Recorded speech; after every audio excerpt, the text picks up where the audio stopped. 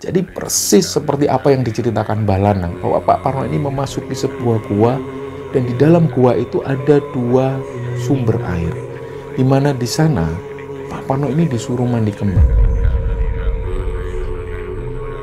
Beliau pulang dan langsung masuk kamar mengajak istrinya ini untuk berhubungan.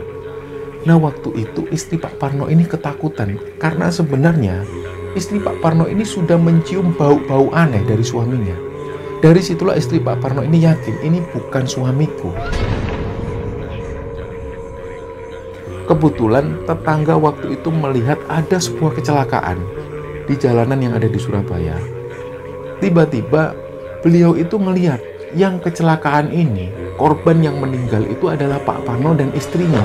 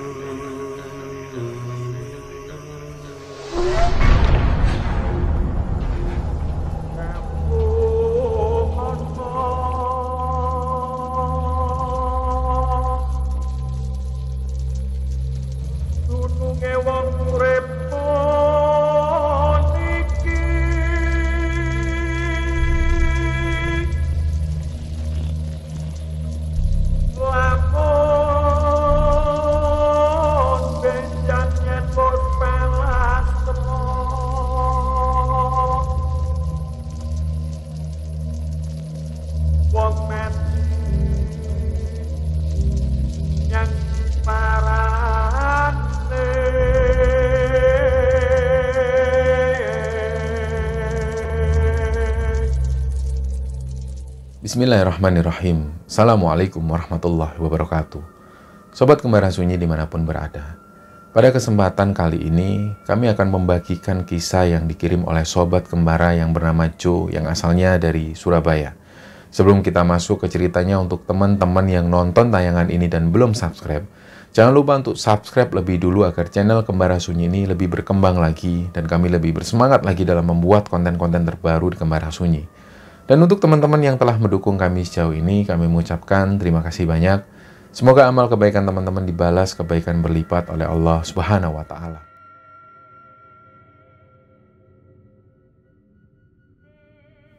Oke, dalam episode kali ini teman-teman, kami akan menceritakan sebuah kisah yang dibagikan oleh Sobat Kembara yang bernama Jo. Jo saat ini tinggal di daerah Gresik. Jadi saat ini Jo ini sudah berkeluarga, dia tinggal di Gresik bersama istri dan juga 2 orang anaknya. Nah, untuk cerita yang dibagikan Jo kali ini, dia ingin membagikan kisahnya yang pernah terjadi di sekitaran tahun 2000. Dimana waktu itu Jo ini masih bisa dikatakan anak-anak muda. Waktu itu dia masih duduk di bangku SMA. Nah, pada saat Jo ini masih SMA, dia tinggal di sebuah daerah di Surabaya Barat. Dia tinggal di sana bersama kedua orang tua dan juga 1 orang adiknya. Dan kebetulan waktu itu di rumahnya Jo ini ada 2 kamar yang dikoskan. Nah, di kamar bagian depan itu ditempati seorang bapak-bapak. Kita sebut namanya Pak Parno. Jadi Pak Parno ini profesinya adalah seorang sopir salah satu pejabat bank swasta yang ada di Surabaya. Nah, Pak Parno ini asalnya dari daerah Jombang. Jadi aktivitas Pak Parno itu sehari-hari jam 8 pagi beliau berangkat menuju ke tempat kerja, yaitu bank swasta tersebut, dan sore harinya pulang. Nah, aktivitas Pak Parno sehari-hari seperti itu. Beliau orangnya nggak neko-neko, dan di akhir pekan, tepatnya di hari Jumat, karena Sabtu Minggu Pak Parno ini libur, Jumat malam Pak Parno biasanya mengendarai motornya pulang ke rumahnya yang ada di Jombang. Nah, biasanya di hari Senin pagi, Pak Parno kembali dari desanya itu dan biasanya menuju ke kos lebih dulu, mengambil barang-barang yang penting. Gak lama setelah itu, Pak Parno langsung menuju ke tempat kerjanya. Jadi Jo tahu betul aktivitas Pak Parno, dan Jo juga kenal dengan pribadi Pak Parno. Nah, waktu itu di masa-masa muda, Jo ini juga cerita bahwa Jo ini sebenarnya tergolong anak-anak yang bandel, anak-anak yang nakal. Di zaman-zaman SMA itu, dia sudah kenal miras, dan setiap kali pulang ke rumah selalu dalam keadaan mabuk. Bahkan waktu itu Jo juga mengakui dia sudah kenal berbagai macam obat-obatan terlarang. Dan setiap kali itulah yang dilakukan Jo. Jadi sampai-sampai pada waktu itu orang tua Jo ini sudah benar-benar menyerah dengan keadaan Jo yang seperti itu. Hampir setiap hari dia selalu pulang di dini hari dan selalu dalam keadaan mabuk. Sampai waktu itu ketika kedua orang tua Jo ini sudah nggak bisa menasehati Jo, akhirnya orang tuanya Jo ini bersepakat membawa Jo menuju ke Jombang. Nah, di Jombang ini, kedua orang tuanya Jo ini punya kenalan. Ada satu orang tokoh yang dituakan oleh orang tuanya Jo. Beliau bernama Mbah Lanang. Nah, Mbah Lanang ini sebenarnya adalah seorang kiai yang mengasuh pondok pesantren di daerah Jombang. Biasanya ketika ada masalah apapun, ketika orang tuanya Jo ini butuh konsultasi, masalah agama maupun masalah yang lain-lain, beliau itu, orang tuanya Jo ini selalu konsultasi dengan Mbah Lanang tersebut. Dan pada waktu itu, ketika tahu bahwa Jo ini selalu setiap hari pulang dalam keadaan mabuk dan sudah nggak bisa dinasehati, akhirnya kedua orang tuanya Jo ini bersepakat bawa Jo menuju ke sana. Nah, harapannya supaya Jo ini disuwuk oleh Mbah Lanang. Nah, mungkin teman-teman ada yang belum tahu apa itu suwuk. Suwuk ini bisa dikatakan pengobatan tradisional di masa-masa lalu, di mana biasanya suwuk ini adalah metode pengobatan yang dilakukan oleh seorang kiai, di mana nantinya sang kiai ini membacakan penggalan-penggalan ayat-ayat Quran. Nah, setelah sang kiai ini membaca-bacakan ayat-ayat Quran, setelah itu beliau ini meniupkan air yang ada di dalam gelas dan air ini diminumkan kepada pasien. Nah, biasanya orang-orang yang disuwuk ini orang-orang yang punya masalah dengan rohaninya. Ya, termasuk posisi Jo waktu itu, di mana dia ini adalah termasuk anak-anak yang nakal. Jadi waktu itu ketika orang tua Jo mau membawa Jo ke Jombang, Pak Parno kebetulan baru pulang dari kerja. Seperti biasalah basa-basi, Pak Parno tanya, mau kemana Pak, Bu? Ini loh Pak Parno, kami ini mau bawa Jo ke Mbah Lanang yang di Jombang. Loh, ada apa Bu? Ya wis biasa lah Pak, ini mau disuwukkan ini Jo ini, wah kali masalah. Akhirnya waktu itu ketika Pak Parno mendengar bahwa Mbah Lanang ini berdomisili di Jombang, sebagaimana Pak Parno juga tinggal di sana, Pak Parno pun mencoba untuk izin ke orang tuanya Jo. Pak, mbok saya ikut Pak, saya juga ingin tahu Mbah Lanang itu seperti apa, rumahnya di mana, toh rumah saya juga di Jombang. Loh monggo Pak Parno, kalau Pak Parno mau ikut monggo, ayo kita bareng-bareng ke sana. Akhirnya hari itu Pak Parno ikut. Nah, singkat cerita ketika sampai di rumah Mbah Lanang, kebetulan waktu itu Mbah Lanang ini masih ada beberapa pasien. Setelah menunggu nggak seberapa lama, mereka pun dipersilakan duduk. Akhirnya Mbah Lanang ini tanya, ono opo iki nang kene, ada apa? Ini loh Mbah, Jo ini loh nakal masalah Mbah. Dia ini sudah kenal-kenal narkoba Mbah. Waktu itu Mbah Lanang ini cuma diem melihat ke arah Jo. Nggak lama kemudian, Mbah Lanang ini memandang ke arah Pak Parno. Jadi waktu itu kedua orang tua Jo ini sempat merasa aneh dengan pandangan dari Mbah Lanang. Tapi mereka mengabaikan waktu itu. Nah, akhirnya Mbah Lanang ini membacakan penggalan-penggalan ayat Quran, kemudian ditiupkan dalam sebuah air dan air ini diminumkan ke Jo. Waktu itu Mbah Lanang sempat ngomong ke kedua orang tua Jo, jangan lupa anakmu ini perlu banyak sekali didoakan. Kamu harus lakukan dzikir-dzikir tertentu supaya anakmu ini bisa lepas dari kenakalannya itu. Peran orang tua itu sangat penting dan peran doa itu sangat penting untuk kesembuhan anak-anak yang nakal seperti ini. Nah, setelah ngomong seperti itu, akhirnya Mbah Lanang ini ngelihat lagi ke arah Pak Parno. Setelah melihat seperberapa detik, akhirnya Mbak Lanang ini ngomong ke Pak Parno. Pak, nuwun sewu nggih Pak. Langsung beliau ini to the point. Mbak Lanang langsung to the point ngomong ke Pak Parno. Nuwun sewu nggih Pak. Jenengan ini pernah melakukan pesugihan nggih. Lah waktu itu Pak Parno ini kelihatan wajahnya itu pucet, kayak orang bingung, kikuk. Dan waktu itu benar-benar kedua orang tua Jo ini juga bingung, termasuk Jo waktu itu. Kenapa kok Mbak Lanang ini langsung ngomong ke Pak Parno seperti itu? Jadi Pak Parno ini kelihatan sekali kalau kikuk, dan kemudian Pak Parno seolah berbelit dengan pernyataannya. Boten kok Mbah, boten Mbah, saya nggak pernah kok ngelakuin seperti itu. Loh, yang kamu itu pernah datang ke gua, di gua itu ada 2 kolam, terus kamu dimandikan kembang di sana sama si dukun, bener nggak itu? Langsung diperjelas sama si Mbak Lanang. Sedangkan waktu itu Pak Parno ini benar-benar diem, dia nggak bisa ngomong. Karena waktu itu Pak Parno ini terus-terusan diem, akhirnya Mbak Lanang ngomong sekali lagi, ya sudahlah Pak, saya cuma melihat apa yang saya lihat. Kalau memang itu benar, ya sampean segera bertobat. Kalau memang nggak benar, ya wes alhamdulillah, berarti saya yang salah. Nah setelah obrolan itu, mereka kembali pulang ke Surabaya. Jadi sepanjang perjalanan dari Jombang menuju ke Surabaya, kelihatan sekali kalau Pak Parno itu selalu melihat ke arah jalan dan pandangannya itu kosong. Jadi seolah-olah ini membenarkan bahwa Pak Parno memang pernah melakukan pesugihan. Tapi kedua orang tua Jo, dan terutama si Jo sendiri juga nggak terlalu memahami itu. Jadi mereka masih dalam keadaan yang diambang-ambang. Apakah benar Pak Parno ini pernah melakukan pesugihan, atau memang yang dikatakan Mbak Lanang itu salah. Tapi sejauh yang orang tua Jo ini kenal bahwa Mbak Lanang itu selalu tepat penglihatan secara batinnya. Nah hari-hari itu pun berlalu. Nah setelah kejadian itu memang kedua orang tua Jo ketika melihat Pak Parno itu juga ngerasa agak aneh. Mereka memikirkan betul kata-kata dari Mbak Lanang itu. Bener nggak sih? Bener nggak Pak Parno ngelakuin ini? Selama Pak Parno ngekos di rumah orang tuanya Jo, memang Pak Parno ini orangnya baik-baik saja, lurus-lurus saja, dan nggak pernah ada sesuatu yang mencurigakan.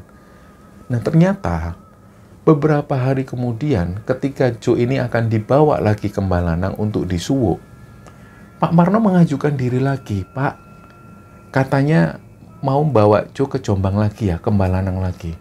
Oh iya Pak Parno, kenapa Pak Parno? Saya mau ikut lagi Pak, saya mau ngomong sama Mbak Lanang. Loh nggih, monggo. Akhirnya Pak Parno pun ikut menuju ke Jombang. Ketika sampai di rumah Mbak Lanang, setelah Jo ini disuwuk, akhirnya Pak Parno ini ngomong, Mbah, saya mau cerita Mbah. Oh cerita apa Pak? Disinilah Pak Parno untuk pertama kalinya jujur. Beliau terbuka atas semua yang dilakukan selama ini. Nah ternyata benar, apa yang dilihat oleh Mbak Lanang dengan mata batinnya itu benar. Pak Parno ini memang pernah melakukan prosesi pesugihan. Disinilah Pak Parno cerita awalnya, waktu itu memang Pak Parno ini dalam keadaan susah. Pada saat Pak Parno masih tinggal di Jombang, beliau mengakui bahwa beliau itu terlilit hutang. Waktu itu pekerjaan Pak Parno ini belum tetap. Jadi beliau itu bingung. Dan pada satu malam, Pak Parno ini nonton tayangan televisi di era-era tahun 2000-an. Waktu itu di tayangan televisi ini menyajikan berita tentang pesugihan. Nah nggak tahu gimana ceritanya, tiba-tiba Pak Parno itu mencari informasi tentang lokasi pesugihan tersebut. Akhirnya nggak seberapa lama, dapatlah Pak Parno informasi tentang lokasi pesugihan ini. Akhirnya beliau pun ngajak istrinya menuju ke tempat tersebut. Ketika pertama kali datang ke sana, Pak Parno nggak tahu bahwa untuk melakukan ritual pesugihan ini harus ada berbagai macam syarat-syarat tertentu, dan itu butuh biaya. Jadi Pak Parno sendiri juga nggak punya biaya waktu itu. Dan setelah tahu bahwa ritual pesugihan ini membutuhkan biaya untuk syarat-syarat sajen dan lain sebagainya, Pak Parno kembali pulang. Setelah dia cari pinjaman lagi, beliau kembali lagi ke tempat pesugihan tersebut, barulah beliau membayar seorang kuncen. Disitulah Pak Parno dan istrinya melakukan ritual pesugihan. Setelah beberapa syarat-syarat ini dipenuhi, Pak Parno masuk dalam sebuah gua.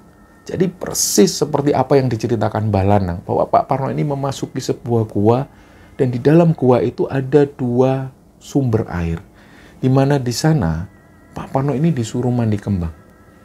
Nah, setelah dimandikan kembang, sebenarnya pada waktu inilah proses kesepakatan ini terjadi. Waktu itu Pak Parno nggak tahu menau bahwa sebenarnya Pak Parno ini sudah membuat perjanjian dengan jin yang ada di sana.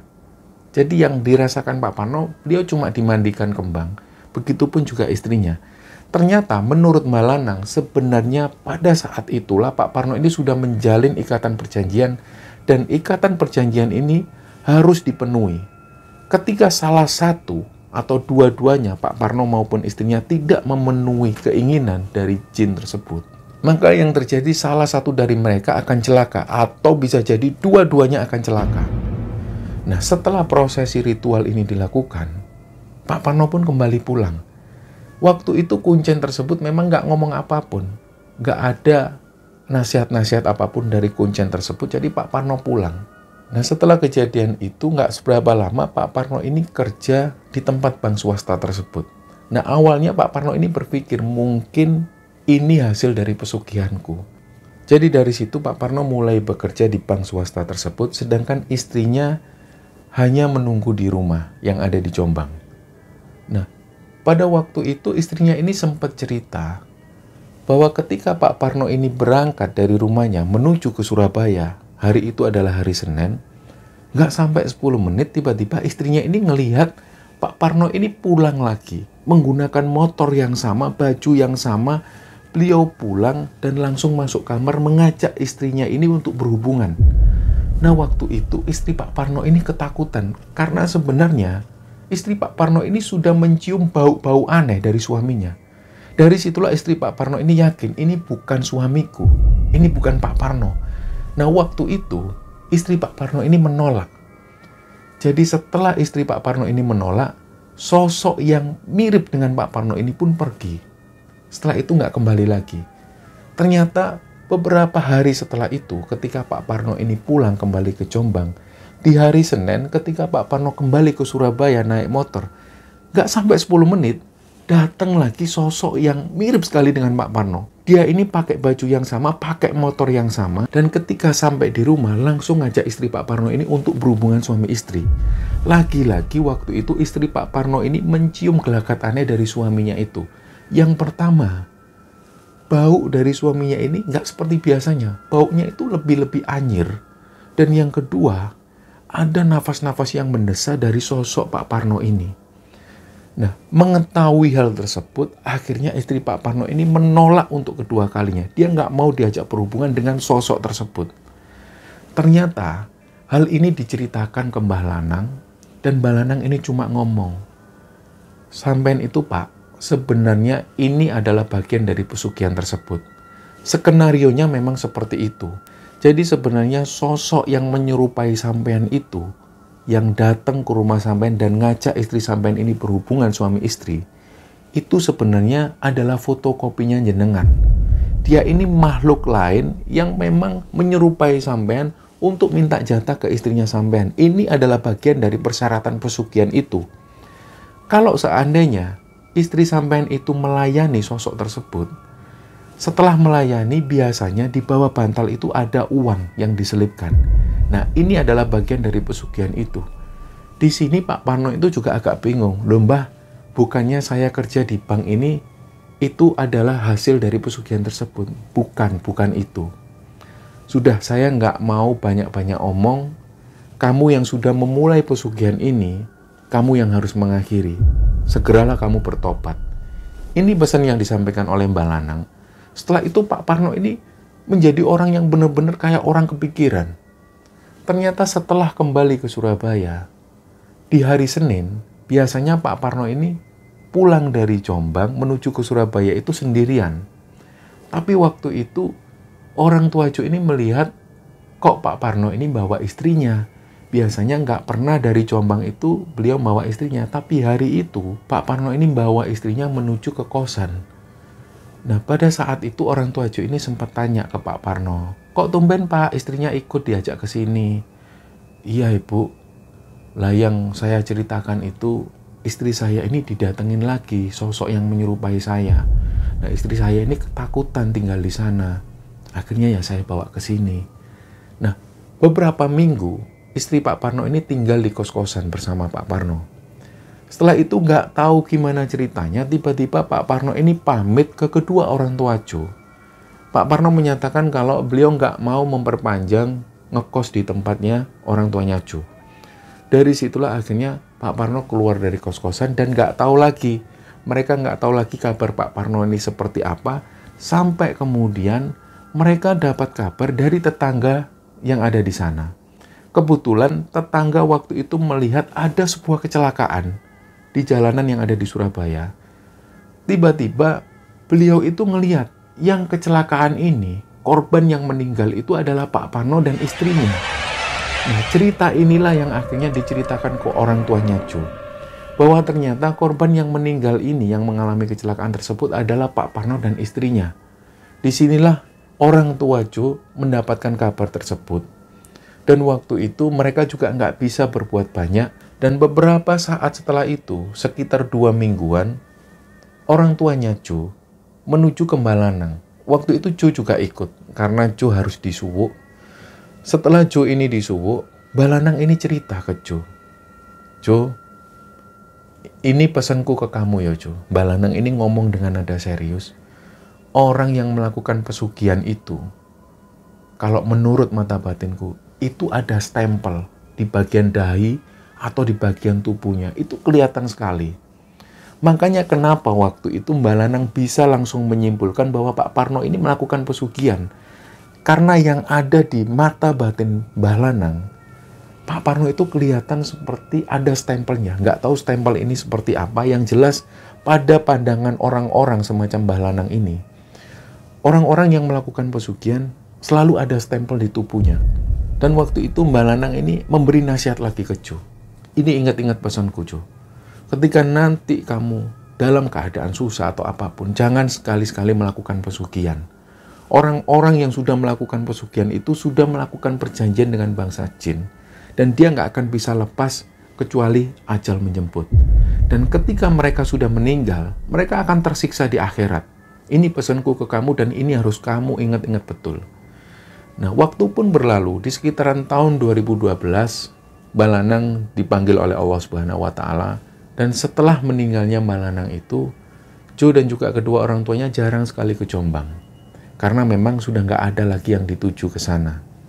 Nah, hal inilah yang diingat betul oleh Jo. Dan setelah Jo ini melakukan pengobatan disuwuk oleh sang kiai ini, Mbak Lanang tersebut, Jo ini berangsur membaik. Dia benar-benar meninggalkan kebiasaan-kebiasaan buruknya itu. Dia sudah nggak lagi minum minuman keras dan sudah meninggalkan narkoba secara total. Dari situlah Jo ingat betul apa yang disampaikan oleh Mbak Lanang.